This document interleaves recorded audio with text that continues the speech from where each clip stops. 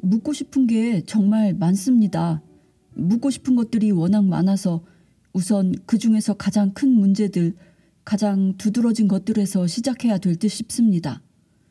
예컨대 왜 세상이 지금 같은 모습을 하고 있나 하는 문제 같은 거요. 그것은 인간이 신에게 던진 질문들 가운데서 가장 자주 물어왔던 것이다. 인간은 그 질문을 태초부터 던져왔다. 그때부터 지금까지 줄곧 너희는 세상이 왜 이 모양인지 알고 싶어 해왔다. 그 의문을 제기하는 방식의 전형은 대체로 이렇다.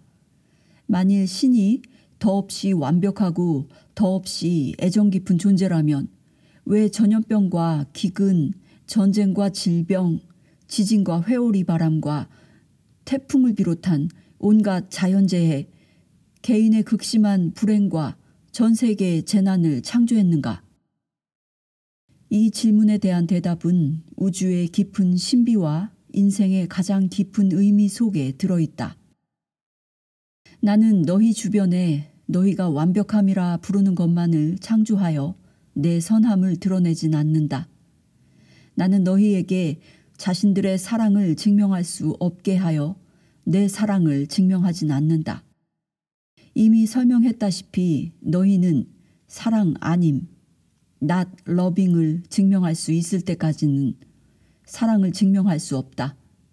절대계를 제외하고는 대립물 없이 존재할 수 있는 것은 하나도 없다.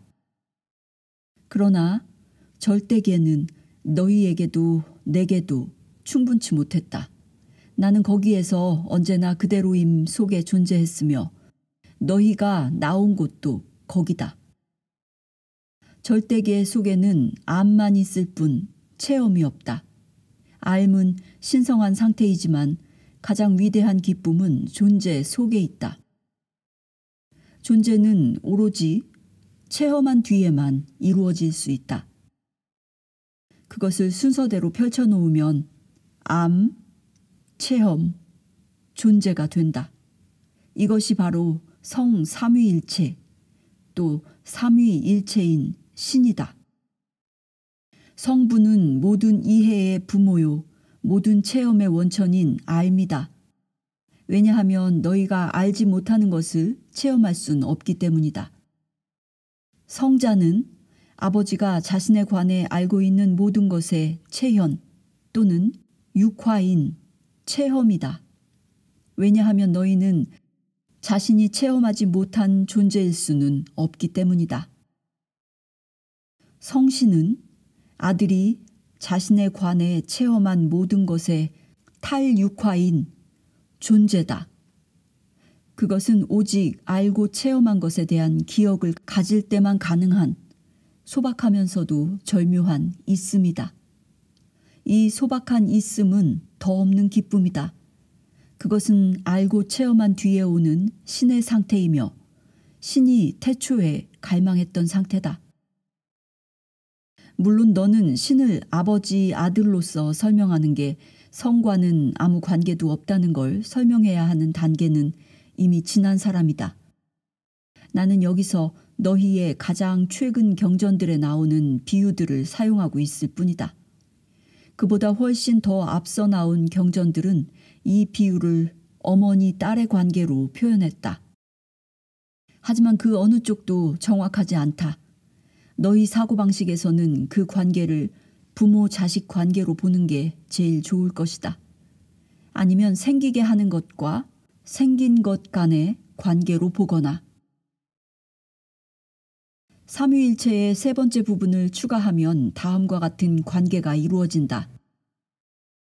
생기게 하는 것, 생긴 것, 존재하는 것.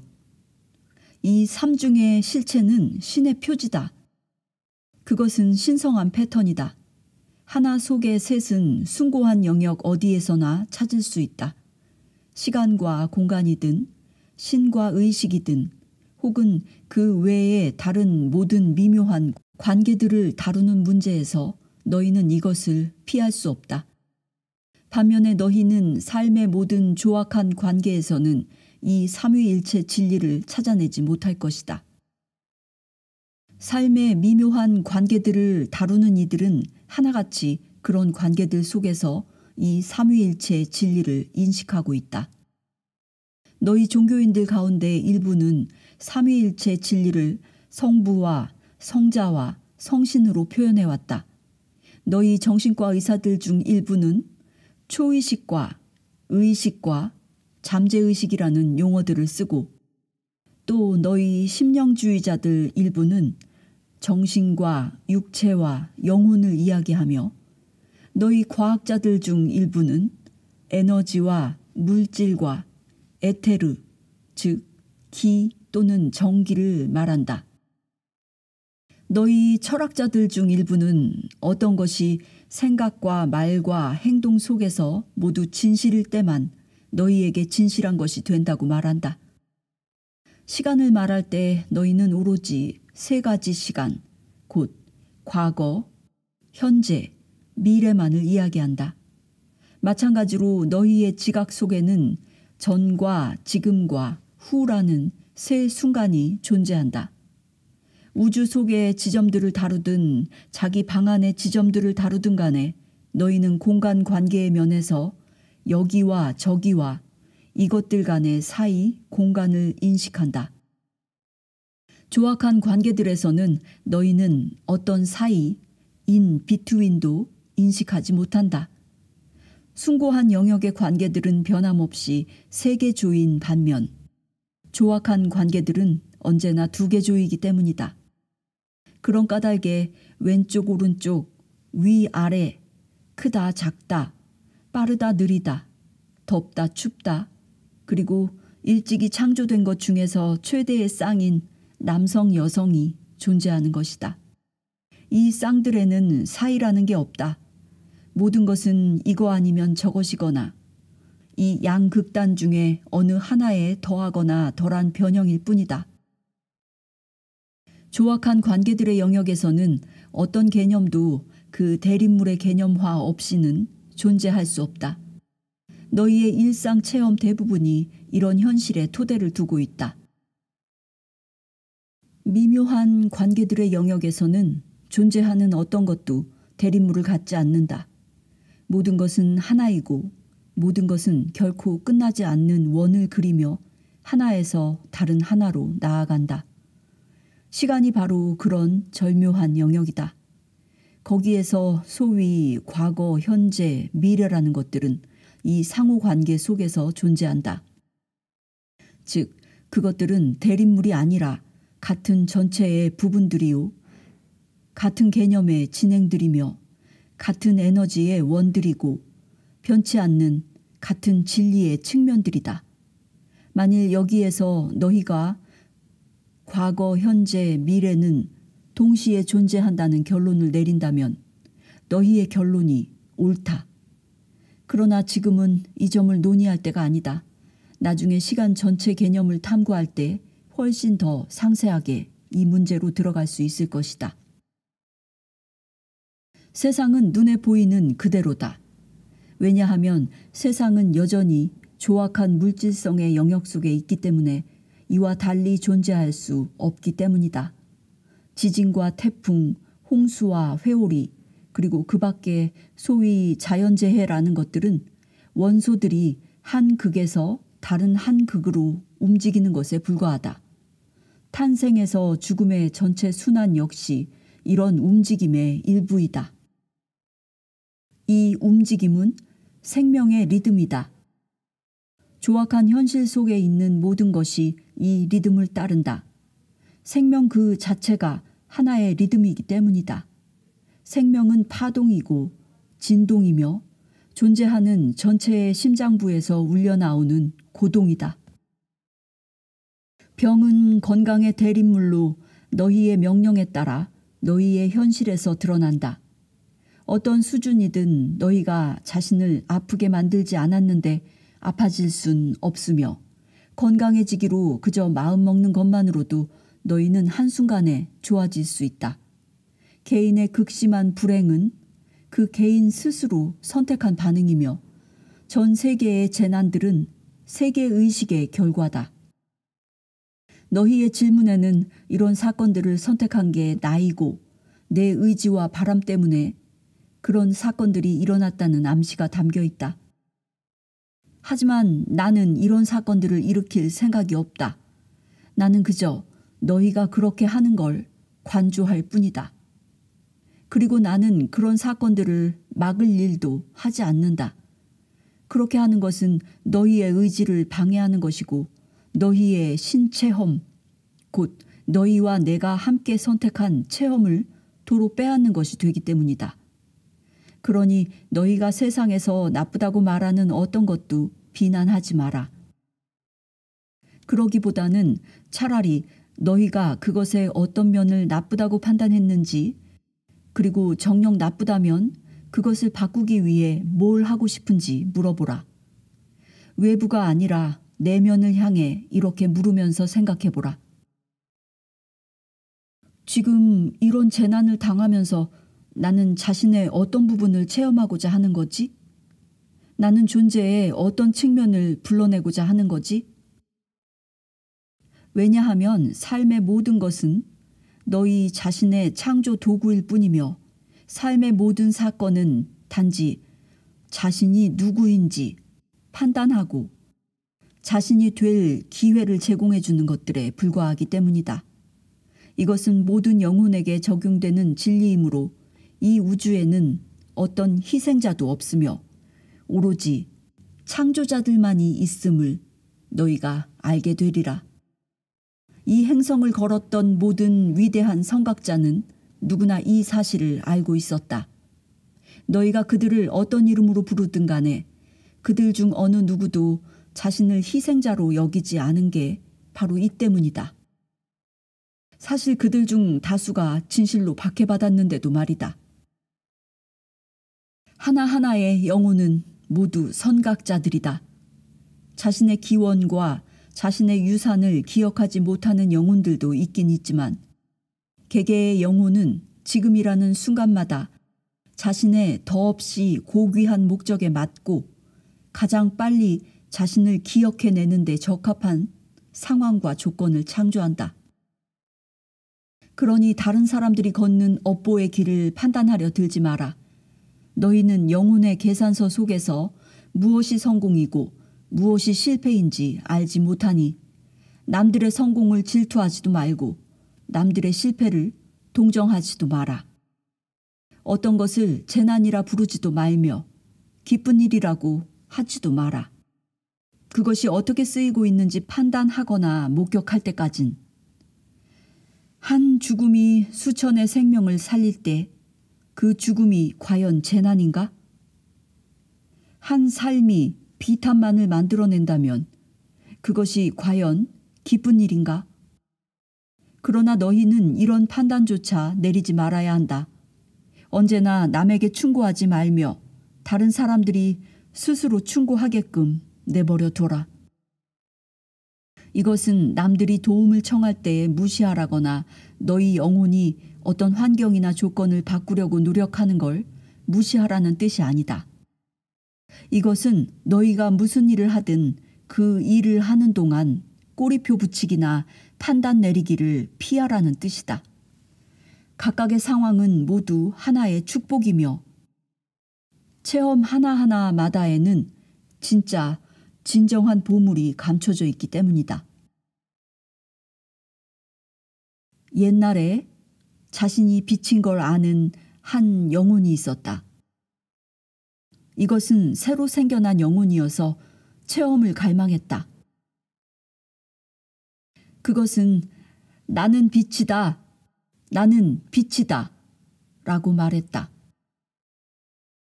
그런데도 그것의 어떤 암도 또 그것의 어떤 말도 그것의 체험을 대신할 수는 없었다. 그리고 이 영혼이 생겨난 영역에는 빛 말고는 아무것도 없었다. 모든 영혼이 다 위대했고 모든 영혼이 다 장엄했으며 내 외경스런 광채로 빛나고 있었다. 그래서 문제의 그 작은 영혼은 햇빛 속의 촛불 같았다. 작은 영혼 자신이 그 일부인 그 위대한 빛 속에서 그것은 자신을 볼 수도 없었고 자신을 참된 자신으로 체험할 수도 없었다. 이제 그 영혼은 자신을 알기를 바라고 또 바라면서 지내게 되었다. 그 바람이 너무나 커서 하루는 내가 이렇게 말했다. 작은 영혼이여, 네 그런 바람을 충족시키려면 뭘 해야 되는지 아느냐? 작은 영혼은 물었다. 오, 신이시여, 뭘 해야 합니까? 뭘요? 저는 뭐든지 다 할 겁니다. 그래서 내가 우리에게서 너를 떼내야 한다. 그러고 난 다음 자신을 어둠이라 불러야 한다. 하고 대답하자 작은 영혼이 물었다. 오, 거룩한 분이시여, 어둠이 무엇입니까? 그것은 내가 아닌 것이다. 내가 이렇게 대답하자 작은 영혼은 그 말뜻을 이해했다. 그리하여 작은 영혼은 전체에서 자신을 떼어냈으며 거기다 또 다른 영역으로 옮겨가는 일까지 해냈다. 그리고 그 영혼은 이 영역에서 자신의 체험 속으로 온갖 종류의 어둠을 불러들이는 힘을 행사하여 그것들을 체험했다. 그러나 그 영혼은 더없이 깊은 어둠 속에서 소리쳤다. 아버지시여, 아버지시여, 어찌하여 나를 버리셨나이까?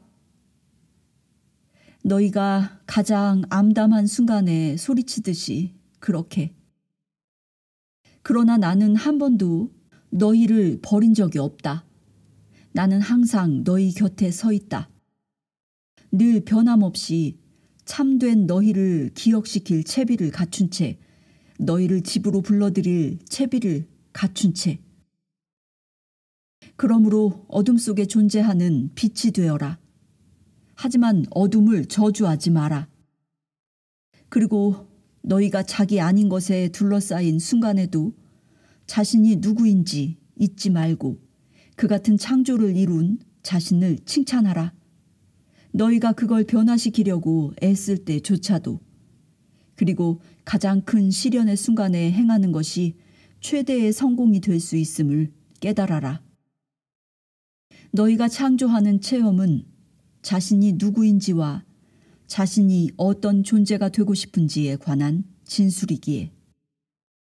내가 너희에게 작은 영혼과 태양에 관한 이런 우화를 들려준 건 세상이 왜 이런 식인지 너희가 더 잘 이해하도록 만들기 위해서이며 모든 이가 자신의 더없이 고귀한 본질에 관한 신성한 진리를 기억하는 그 순간 세상은 한 찰나에 변화될 수 있다는 걸 너희가 더 잘 이해하도록 만들기 위해서다. 지금 인생은 학교이며 너희가 인생에서 관찰하고 체험하는 것들이 다 너희의 배움에 도움이 된다고 말하는 사람들이 있다.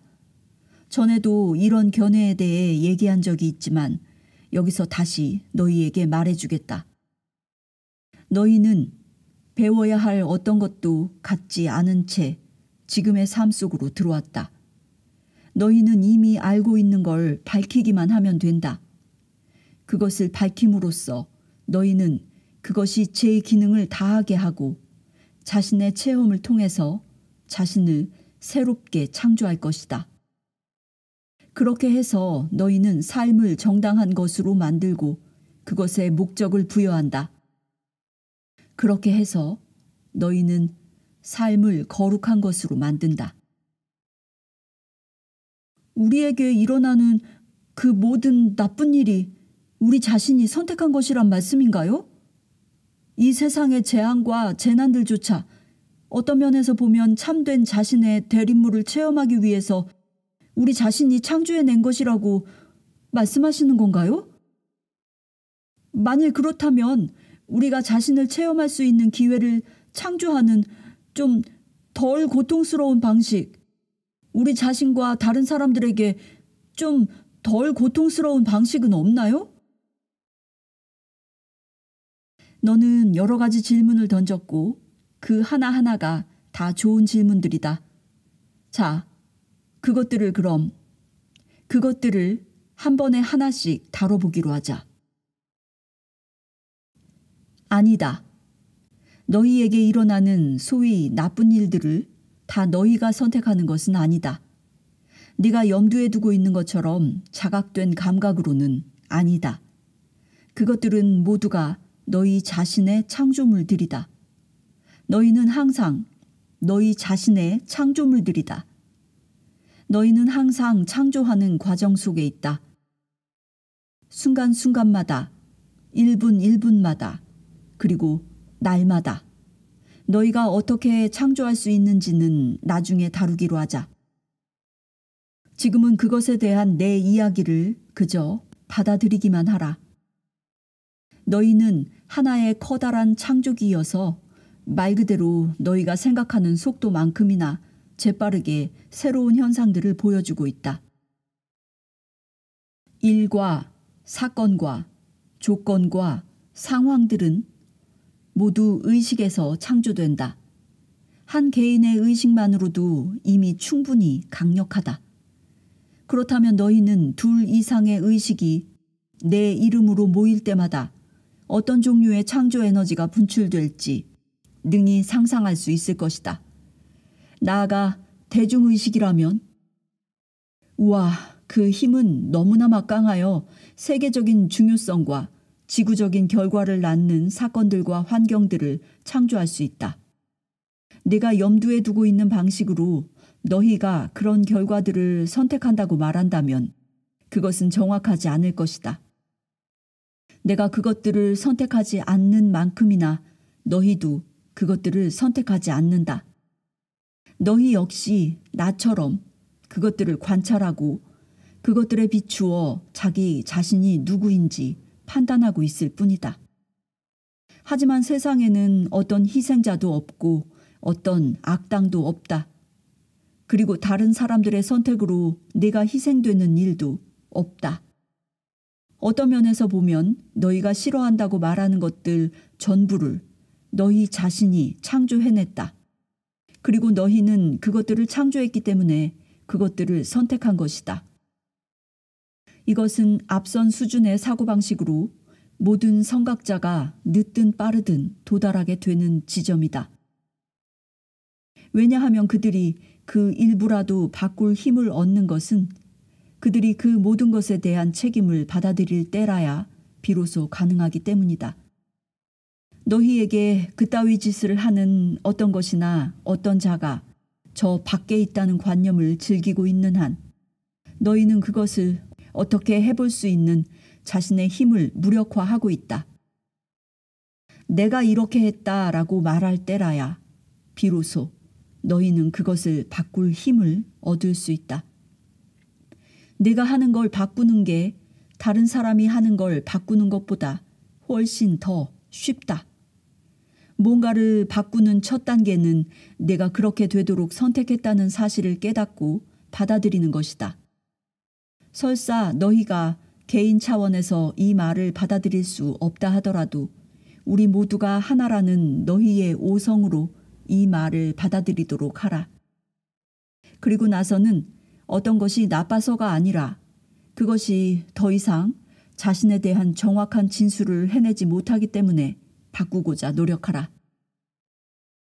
어떤 행동을 하는 데는 딱 한 가지 이유가 있을 뿐이다. 즉, 우주에 자신이 누구인지를 진술하는 것으로서만 그렇다.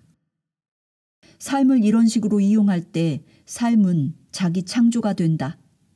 너희는 자신을 자신으로 그리고 항상 되고자 했던 자신으로 창조하기 위해 삶을 이용한다. 어떤 일을 하지 않는 이유 역시 딱 한 가지뿐이다. 즉, 그것이 더 이상 되고자 하는 자신에 대한 진술이 되지 못한다는 이유. 그것은 더 이상 너희를 반영하지 않고 더 이상 너희를 대변하지 않는다. 즉, 그것은 너희를 재표출해 주지 않는다. 만일 너희가 정확하게 재표출되기를 원한다면 너희는 영원 속에 투영하고자 하는 자신의 모습과 맞지 않는 삶의 모든 것을 변화시키려 노력해야 한다. 가장 넓은 의미에서 볼 때 일어나는 모든 나쁜 일은 너희가 선택한 것들이다. 잘못은 그것들을 선택하는 데 있는 게 아니라 그것들을 나쁘다고 규정하는 데 있다. 그것들을 나쁘다고 규정하는 것은 너희 자신을 나쁘다고 규정하는 것이다. 그것들을 창조한 것이 너희 자신이기 때문이다. 너희는 이런 꼬리표를 받아들일 수 없다. 그래서 자신이 나쁘다는 꼬리표를 달기보단 그것들이 너희의 창조물이 아니라고 부인한다. 너희가 세상을 지금 있는 그대로의 조건으로 받아들이게 되는 게 바로 이 지적, 영적 부정직함 때문이다.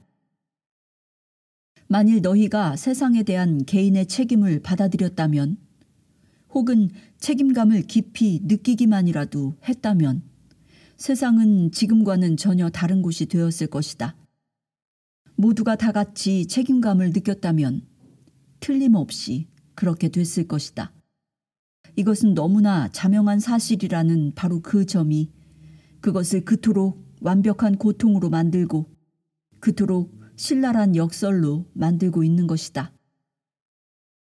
세상의 자연재해와 재난들, 즉 회오리와 태풍, 화산폭발, 홍수 따위의 물질적 소동들을 특별히 네가 창조하는 것은 아니다. 네가 창조하는 것은 이런 사건들이 네 삶에 미치는 강도다. 우주에서는 그 어떤 분방한 상상력으로도 네가 주장하고 창조했다고 주장할 수 없는 사건들이 일어난다. 이런 사건들을 창조해내는 것은 인류의 결합된 의식이다. 세상 전부의 공동 창조가 이런 체험들을 낳는다. 너희 각자가 하는 일은 그것들이 뭔가 의미가 있다면 자신에게 뜻하는 바가 무엇이고 그것들과 관련해서 자신이 누구이고 또 무엇인지 판단하면서 그것들을 경험하며 지나가는 것이다. 이렇게 해서 너희는 영적 진화라는 목적을 위해 집단으로 또 개인으로 너희가 체험하는 삶과 시간들을 창조하고 있다. 너는 이런 과정을 좀 덜 고통스럽게 겪을 수 있는 방법이 있느냐고 물었는데 그 대답은 그렇다이다. 하지만 그렇다고 해도 외부 체험에서 바뀌는 것은 아무것도 없을 것이다. 너 자신과 다른 사람들이 겪는 세상 체험과 세상 사건들에서 연상하는 고통을 줄이려면 너는 그것들을 보는 방식을 바꿔야 한다. 네가 외부 사건을 바꿀 순 없다. 외부 사건은 너희 다수가 창조해낸 것이다. 집단이 창조한 것을 개인이 바꿀 수 있을 만큼 너의 의식이 충분히 성숙하진 못했기 때문이다. 그러므로 너는 내면 체험을 바꾸어야 한다. 이것이 바로 삶을 깨닫는 길이다. 저절로 그리고 그 자체로 고통스러운 건 아무것도 없다. 고통은 잘못된 생각의 결과다. 그것은 생각의 오류이다. 선각자들은 가장 쓰라린 고통도 사라지게 할 수 있다. 선각자들은 이런 식으로 치료한다. 고통은 너희가 어떤 것에 관해 내린 판단 때문에 생긴다. 그 판단을 제거해보라. 그러면 고통이 사라진다. 판단은 흔히 과거의 체험에 근거하고 있다. 어떤 것에 대한 너희의 관념은 그것에 관한 이전 관념에서 나온다. 이전 관념은 그보다 더 앞의 관념에서 나온 것이고 또 그 관념은 그보다 더 앞의 관념에서 나왔고 마치 벽돌을 쌓듯이 말이다. 이 거울의 방 속에서 내가 맨 처음 생각이라고 부르는 것으로 거슬러 올라갈 때까지 모든 생각에는 창조하는 힘이 있으나 어떤 생각도 원래 생각보다 더 강하진 못하다. 이따금 이 원래 생각을 원죄라고 부르는 이유가 바로 여기에 있다. 원죄는 어떤 것에 관한 너희의 맨 처음 생각이 틀렸을 때를 말한다. 그러고 나서 그 틀림은 너희가 그것을 2번, 3번 생각함에 따라 몇 번이고 합성된다. 성신이 하는 일은 너희가 자신의 잘못에서 벗어나 새로운 오성에 이를 수 있도록 너희에게 영감을 주는 것이다. 당신은 내가 굶어 죽어가는 아프리카 아이들과 미국에서 벌어지는 폭력과 불의, 브라질에서 수백 명의 목숨을 빼앗아가는 지진에 대해 유감스럽게 느끼지 말아야 한다고 말씀하시는 겁니까? 신의 세계에는 해야 한다거나 하지 말아야 한다라는 건 없다. 네가 원하는 대로 하라. 너를 반영하는 것, 너 자신의 위대한 변형으로서 너를 재표출해주는 일을 하라.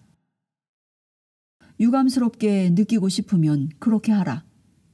그러나 심판하지도 비난하지도 마라. 왜냐하면 너희는 그런 일이 왜 일어나는지도 어떤 식으로 끝날지도 모르기 때문이다. 그리고 이 점을 명심하라.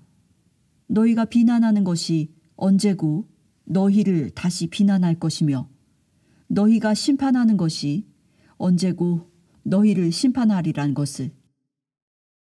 차라리 너의 가장 고귀한 자신을 더 이상 반영하지 않는 것들을 바꾸려고 노력하거나 그런 것들을 바꾸고 있는 사람들을 도와주도록 하라.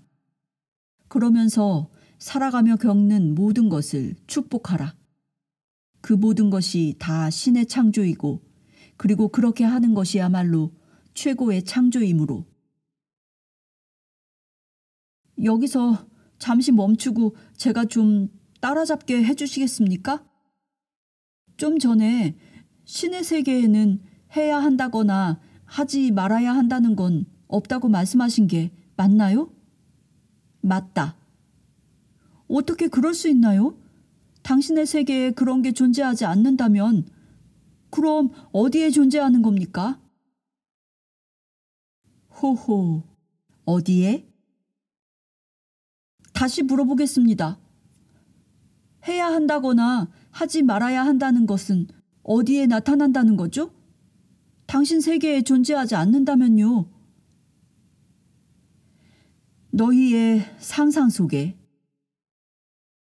하지만 옳다 그르다, 하라 하지 마라, 해야 한다 하지 말아야 한다는 것들에 대해 제게 가르쳐준 사람들은 그럼 그 모든 규칙을 당신 곧 신이 설정해 놓았다고 저한테 말했습니다. 그렇다면 너를 가르친 사람들이 틀렸다. 나는 한 번도 옳다거나 그르다거나 하라거나 하지 말라는 걸 설정한 적이 없다. 그렇게 한다면 너희가 받은 최고의 선물, 즉 너희가 원하는 대로 하고 그 결과를 체험해 볼 기회와 너희가 참된 자신의 모습과 닮은 꼴에 비추어 자신을 새롭게 창조할 기회와 또 자신의 가능성에 기반을 두고 더욱더 고귀한 자신을 만들어줄 공간이란 선물을 빼앗는 것이 되리라. 어떤 생각이나 말이나 행동이 그르다는 것은 너희가 그것들을 하지 않겠다고 말하는 것과 다를 바가 없다. 그것들을 하지 않겠다는 것은 너희 자신을 금하는 것이다. 너희를 금하는 건 자신을 제한하는 것이며 자신을 제한하는 건 참된 자신이라는 실체를 부정하는 것일 뿐 아니라 그 실체를 창조하고 체험할 기회를 부정하는 것이기도 하다. 세상에는 내가 너희에게 자유의지를 주었노라고 말하는 사람들이 있다. 그런데 바로 이 사람들이 너희가 내게 복종하지 않는다면 내가 너희를 지옥으로 보내리라고 주장한다.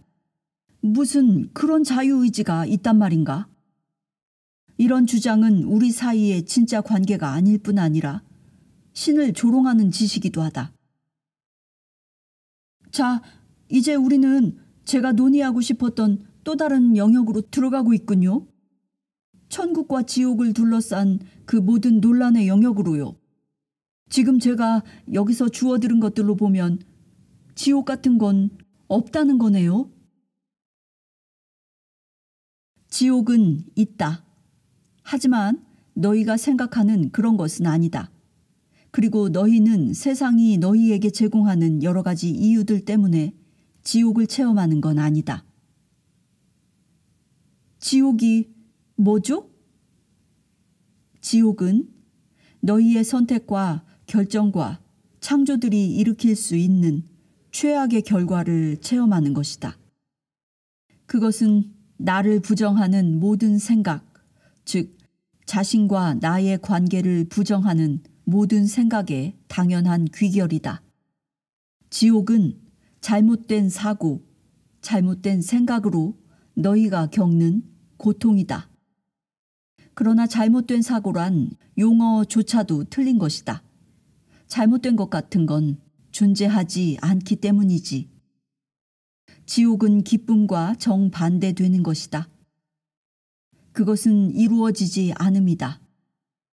그것은 자신이 누구인지 알고는 있으되 체험하지 못하는 것이다.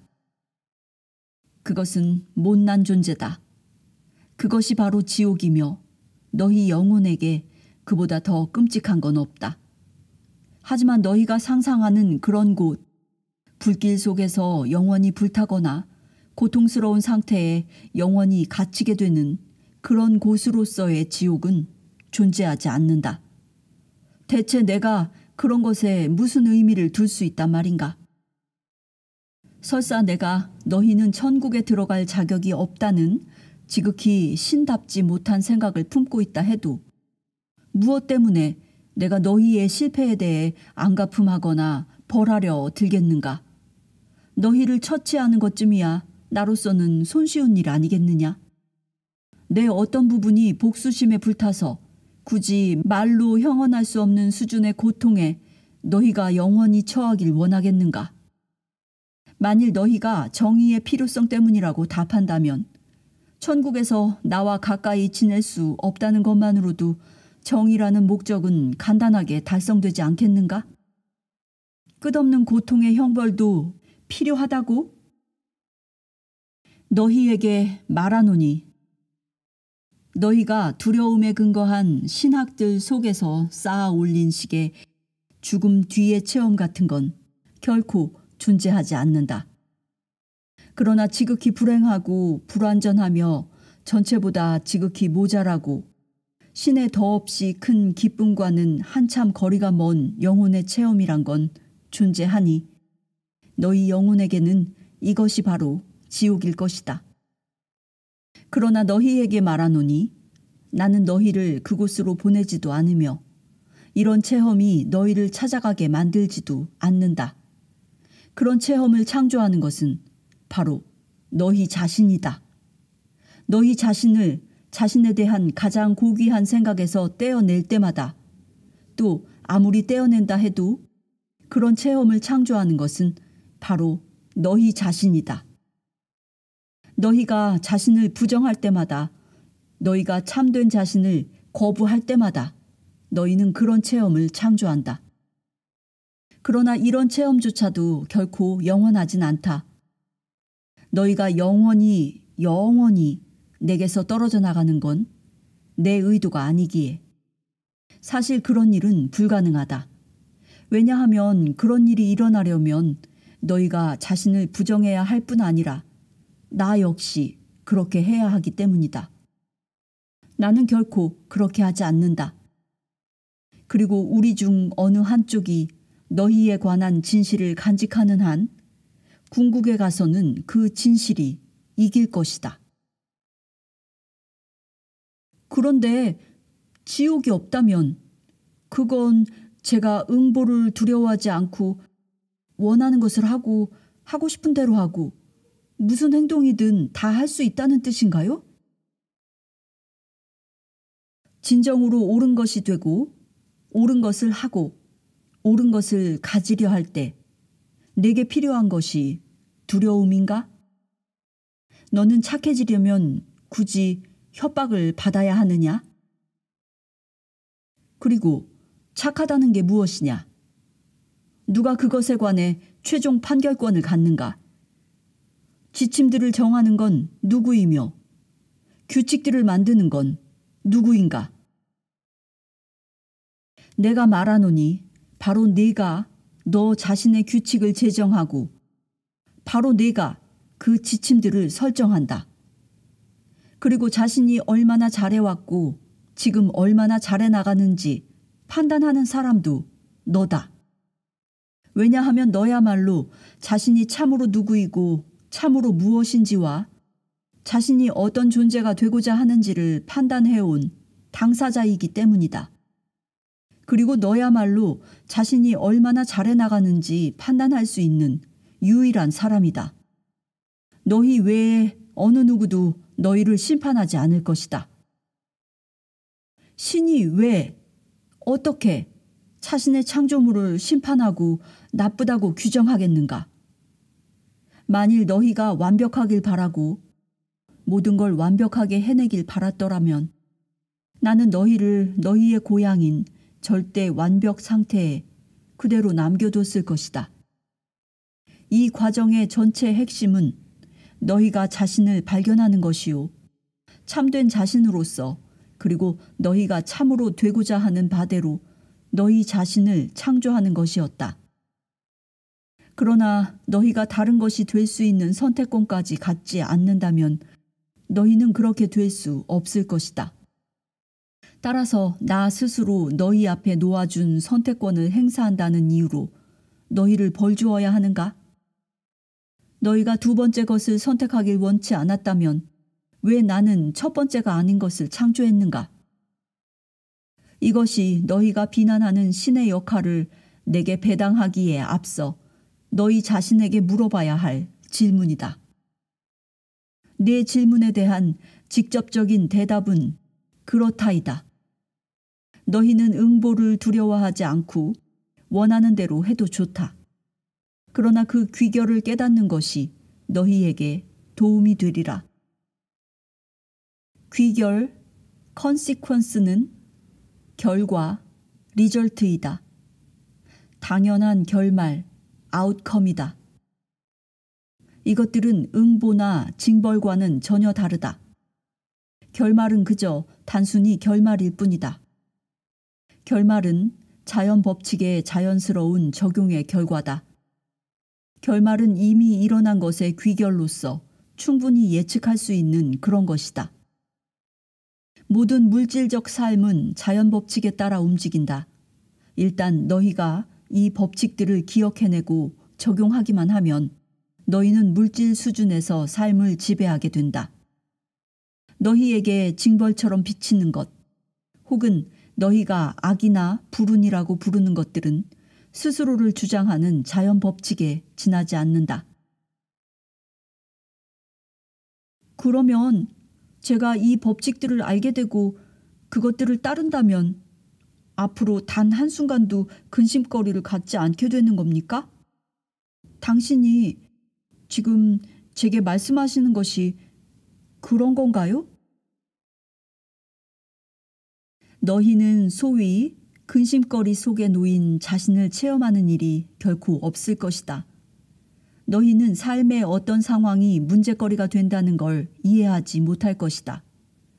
너희는 공포스러운 어떤 상황도 맞닥뜨리지 않을 것이며 모든 근심과 의심과 두려움의 종지부를 찍을 것이다. 너희는 육체에서 벗어난 절대계의 영혼들로서가 아니라 육체를 가진 상대계의 영혼들로서 아담과 이브가 살았다고 너희가 상상하는 식대로 살게 될 것이다. 그럼에도 너희는 온갖 자유와 온갖 기쁨과 온갖 평온과 너희 영혼의 온갖 지혜와 오성과 권능을 갖게 될 것이다. 너희는 완전히 실현된 존재가 될 것이다. 이것이 너희 영혼의 목표다. 육체 속에 머무는 동안 자신을 완전히 실현하는 것, 참된 모든 것의 화신이 되는 것, 바로 이것이 너희 영혼의 목적이다. 또한 이것이 너희를 위한 나의 계획이다. 내가 너희를 통해 실현해야 하며 그렇게 해서 개념을 체험으로 바꾸고 나 자신을 체험으로 알게 되는 것. 이것이 내 이상이다. 우주 법칙들은 내가 설정한 법칙들이다. 그것들은 물질 세계를 완벽하게 작용하게 하는 완벽한 법칙들이다. 너희는 눈송이보다 더 완벽한 것을 본 적이 있는가? 그 복잡함, 그 문양, 그 대칭성, 그것의 자기 동일성, 그리고 다른 모든 눈송이에 대한 독창성, 이 모든 게 하나의 신비다. 너희는 자연이 펼치는 이 외경스러운 기적에 감탄한다.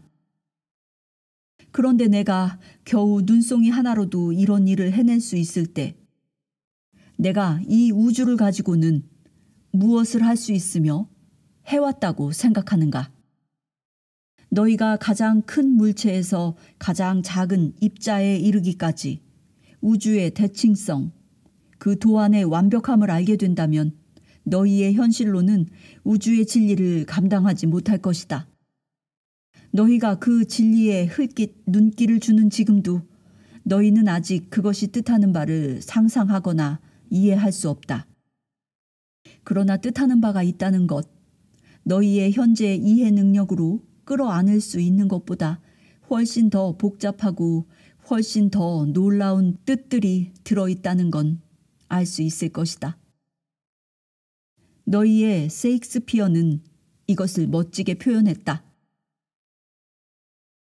호레이쇼, 이 천지간에는 자네의 지혜로 상상할 수 있는 것보다 더 많은 것들이 있다네. 햄릿 1막 5장 중에서. 그렇다면 어떻게 해야 제가 이런 법칙들을 알 수 있습니까? 어떻게 해야 그것들을 배울 수 있죠? 그것은 배움의 문제가 아니라 기억의 문제다. 그럼 어떻게 해야 그것들을 기억할 수 있나요? 고요히 있는 것에서 시작하라. 외부 세계를 가라앉혀라. 그러면 내면 세계가 너에게 시야를 줄 것이다. 너희가 찾아야 하는 게 이 통찰력, 인사이트다. 하지만 너희가 외부 현실에 지나치게 깊숙이 빠져있는 동안에는 그것을 가질 수 없다. 그러니 가능하면 자주 내면으로 들어가려고 애써라. 그리고 너희가 내면으로 들어가지 않을 땐 바깥 세계를 다룰 때처럼 내면에서 나오게 된다. 다음 공리를 명심하라. 너희가 내면으로 가지 않는다면 너희는 바깥으로 가게 되리라. 이 공리를 외울 때는 좀 더 실감나도록 주어를 1인칭으로 바꾸어라. 내가 내면으로 가지 않는다면 나는 바깥으로 가게 되리라. 너희는 평생 동안 바깥으로만 갔다. 하지만 너희는 그럴 필요도 없고 그래봤자 뭔가 이루지도 못할 것이다. 너희가 될 수 없는 건 아무것도 없단다. 너희가 할 수 없는 건 아무것도 없단다. 너희가 가질 수 없는 것도 아무것도 없다. 그 말씀은 그림의 떡을 약속하는 것처럼 들리는군요. 너는 신이 어떤 다른 약속을 하도록 만들고 싶은가? 이보다 못한 것을 약속한다면 너희는 내 말을 믿을 것인가? 수천 년 동안 사람들은 참으로 괴이한 이유로, 즉 그 약속들이 너무나 근사해서 진짜일 리 없다는 이유로 신의 약속들을 믿지 않았다. 그리하여 너희는 이보다 못한 약속, 즉 이보다 못한 사랑을 선택해왔다. 신의 가장 고귀한 약속은 가장 고귀한 사랑에서 나오는 법이기에, 그러나 너희는 완벽한 사랑을 상상하지 못하며 따라서 완벽한 약속 역시 상상하지 못한다. 그리고 완벽한 사람 또한 상상하지 못하기에 너희는 자신조차 믿지 못한다. 이 모든 수단을 믿지 않는 건 신을 믿지 않는다는 뜻이다. 신을 믿으면 신의 가장 큰 선물인 조건 없는 사랑과 신의 가장 큰 약속인 무한한 잠재력을 믿게 되기 때문이다. 여기서 잠시 말을 끊어도 될까요? 신이 말씀하시는데 중간에 가로채긴 싫지만 하지만 전에도 무한한 잠재력에 관해 이런 얘기를 들었는데 그건 인간의 체험과는 부합하지 않습니다. 보통 사람이 부딪히는 온갖 어려움들은 둘째치고라도 정신이나 육체의 장애를 안고 태어난 사람들이 겪는 고초에 대해서는 그럼 어떻게 생각하십니까? 그들의 잠재 능력도 무한합니까? 너희는 너희 경전에 그렇다고 적어 놓았다. 여러 가지 방식으로 여러 군데에서. 한 가지 예를 들어 주십시오. 너희의 성서 창세기 11장 6절에 너희가 써놓은 것을 찾아보라. 이렇게 나와 있군요. 야훼께서 말씀하시길 사람들이 한 종족이라 말이 같아서 안 되겠구나. 이것은 사람들이 하려는 일의 시작에 지나지 않겠지. 앞으로 하려고만 하면 못할 일이 없겠구나. 그렇다. 이제 너는 그 말을 믿을 수 있겠는가? 이 내용은 정신박약자와 허약자, 신체 장애자 같은 장애를 가진 사람들에 관한 제 질문에 대답하는 게 아닌데요? 너는 그 사람들이 네 말처럼 장애를 가졌다고 생각하느냐? 그들 스스로 선택한 것이 아니고? 너는 한 인간의 영혼이 그게 어떤 것이든 간에 우연히 삶의 도전들과 마주친다고 상상하느냐? 이게 네가 상상하는 것이냐? 그럼 한 영혼이 자신이 어떤 종류의 삶을 체험할지 미리 선택한다는 말씀인가요? 아니, 그렇게 한다면 마주침의 목적이 무산될 것이다. 마주침의 목적은 지금이라는 거룩한 순간에 너희 체험을 창조하는 것이고 따라서 너희 자신을 창조하는 것이다. 그러므로 너희는 자신이 체험할 삶을 미리 선택하지 않는다. 그러나 너희는 자신의 체험을 창조하는 데 함께할 사람과 장소와 시간들, 사건들, 즉 조건과 상황들과 도전과 장애들, 그리고 기회와 선택사항들을 선택할 수는 있다. 너희는 자신의 팔레트에 짜놓을 색깔들, 자신의 궤짝을 짜는 데 필요한 연장들, 자신의 작업장에 필요한 기계들을 선택할 수는 있다. 이런 것들을 써서 뭔가를 창조하는 것이 너희의 일거리다. 그것이 인생의 일거리다. 너희가 하기로 선택한 그 모든 일에서 너희의 잠재력은 무한하다. 소위 장애 있는 신체를 지닌 한 영혼은 자신의 잠재력을 완전히 실현한 것이 아니라고 억측하지 마라. 너희는 그 영혼이 무엇을 하려는지 모른다. 너희는 그것의 진행 과정을 이해하지 못하며 그것이 뜻하는 바가 무엇인지도 모른다. 그러므로 모든 사람과 모든 조건을 축복하고 그것들에 감사하라. 신이 창조한 것들의 완벽성을 인정하고 그 창조물들의 믿음을 보여라. 신의 세계에서는 어떤 것도 우연히 일어나지 않는다. 또 우연의 일치 같은 건 존재하지 않기 때문이다. 또한 마구잡이식 선택이나 너희가 운명이라 부르는 것들 역시 그 세계를 희롱할 수도 없다. 눈송이 하나가 더없이 완벽한 구조를 가졌다면 너희의 삶만큼 장대한 것에 대해서도 같은 말을 할 수 있다고 생각하지 않느냐? 하지만 예수조차도 병자를 치료했습니다. 만일 그들의 상태가 그토록 완벽했다면 예수는 왜 그들을 치료했을까요? 예수는 그들의 상태가 불완전하다고 생각해서 그들을 치료한 게 아니었다. 그는 그 영혼들이 자기 과정의 일부로서 치료를 요청한다고 보았기 때문에 그렇게 한 것이다. 그는 그 과정의 완벽성을 알고 있었다. 그는 그 영혼이 뜻하는 바를 인정하고 이해했다. 만일 예수가 정신의 병이든 육체의 병이든 모든 질병이 불완전을 나타낸다고 느꼈다면 그는 지구상의 모든 일을 그냥 한꺼번에 치료하지 않았을까? 너는 예수가 이런 일을 할 수 있다는 걸 의심하느냐? 아니요. 예수는 능히 그럴 수 있었으리라 믿습니다. 좋다. 그런데 내 정신은 여전히 왜 예수는 그렇게 하지 않았을까? 왜 그는 어떤 사람들은 그대로 고통받게 하고 또 어떤 사람들은 치료해 주었을까? 몹시 알고 싶어 하는구나. 그렇다면 왜 신은 그것이 어떤 고통이든 항상 고통을 묵인하는가? 과거에도 줄곧 제기되어 온 이 질문의 대답은 항상 똑같다. 그 과정 속에 완벽함이 존재한다는 것. 게다가 무릇 삶이란 선택에서 비롯된다. 선택에 간섭하거나 선택을 문제 삼는 건 적절하지 않다.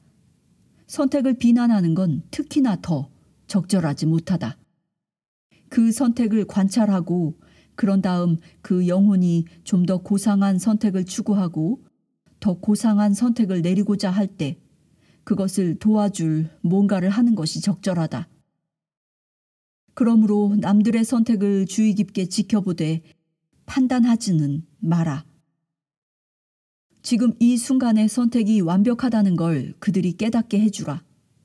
그러나 그들이 더 새로운 선택, 또 다른 선택, 즉 더 고상한 선택을 하려는 때가 오면 기꺼이 그들을 도울 수 있게 옆에 서 있어라. 타인들의 영혼과 깊이 교감하라. 그러면 너는 그 영혼들의 목적, 그 의도를 분명히 알 수 있을 것이다. 예수가 자신이 치료해 준 사람들과 자신이 그 삶에 접촉한 모든 이와 함께 한 일이 바로 이것이다. 예수는 자기에게 온 사람들이나 다른 사람들을 보내 치료해달라고 간청하는 사람들을 모두 치료했다. 그는 닥치는 대로 마구 치료한 게 아니었다. 그렇게 했다면 그건 우주의 성스러운 법칙을 모독하는 일이었을 것이다. 즉, 모든 영혼이 제 갈 길을 가게 하라는 법칙을.